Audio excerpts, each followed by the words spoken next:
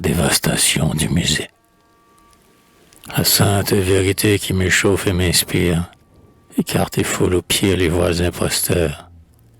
Ma muse de nos moufles étrira les auteurs, du séjour briser ma lyre, par le glaive insolent de nos libérateurs. Où vont ces chars pesants conduits par leurs cohortes? Sous les voûtes du Louvre, ils marchent à pas lents. Ils s'arrêtent devant ses portes. Viennent-ils lui ravir ses sacrés ornements? Muses, penchez vos têtes abattues. Du siècle de Léon, les chefs-d'œuvre divins, sous un ciel sans clarté, suivront les froids germains. Les vaisseaux d'Albion attendent nos statues. Des profanateurs inhumains vont-ils anéantir tant de veilles savantes? Porteront-ils le fer sur l'étoile vivante que Raphaël anima de ses mains? Dieu du jour, Dieu des vers, il brise ton image. Sans effet, la victoire et la divinité ne couronnent plus ton visage d'une double immortalité. Sans effet, loin de toi jette un arc inutile. Non, tu n'inspireras point le vieux chantre d'Achille. Non, tu n'es pas le Dieu qui vengea les 9 sœurs des fureurs d'un monstre sauvage. Toi qui n'as pas un trait pour venger ton outrage et terrasser les ravisseurs. Le deuil est au bosquet de Gnide, muet par le front baissé, l'amour que la guerre intimide éteint son flambeau renversé. Mais grâce, la troupe légère l'interroge sur ses douleurs. Il leur dit en versant des pleurs: j'ai vu Mars outrager ma mère. Je crois entendre encore les clameurs des soldats, entraînant la jeune immortelle, le faire mutiler ses membres délicats. Hélas, elle semblait et plus chaste et plus belle, cacher sa honte entre leurs bras. En sein fort pris d'assaut, telle une vierge en larmes, aux yeux des forcenés dont l'insolente ardeur déchira les tissus qui dérobaient ses charmes, se voile encore de sa pudeur. Adieu, débris fameux de Grèce et d'Ozonie, et vous, tableau errant de climat en climat.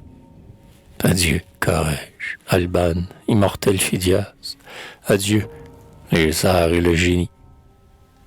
Noble France, pardonne à tes pompeux travaux, au Puget, au Lebrun, ma douleur fait injure.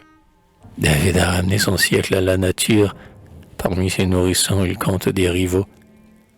Laissons-la s'élever, cette école nouvelle. Le laurier de David de l'Orient entouré, fier de ses rejetons, enfante un bois sacré qui protège les arbres de son ombre éternelle. Le marbre animé parle aux yeux. Une autre Vénus plus féconde, près d'Hercule victorieux, étend son flambeau sur le monde. Ajax, de son pied furieux, insulte au flot qui se retire. L'œil superbe, un bras dans les cieux, il s'élance, et je l'entends dire: j'échapperai malgré les dieux. Mais quel monceau de mort, que de spectres livides, il tombe dans Jaffa ces vieux soldats français, qui réveillaient naguère au bruit de leur succès, les siècles entassés au fond des pyramides. Ah, fuyons ces bords meurtriers. D'où te vient, Austerlitz, l'éclat qui t'environne? Qui dois-je couronner, du peintre ou des guerriers?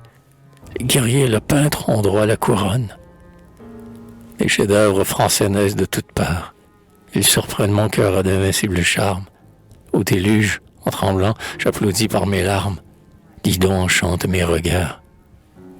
Versant sur un beau corps sa clarté caressante, à travers le feuillage un faible et doux rayon porte les baisers d'une amante sur les lèvres d'Endymion.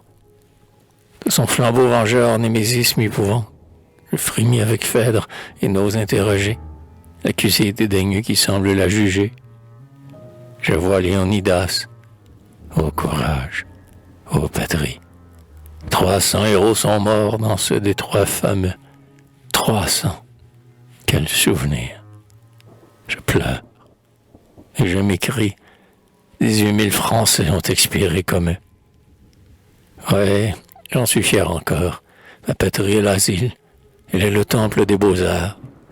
À l'ombre de nos étendards, ils reviendront ces dieux que la fortune exile.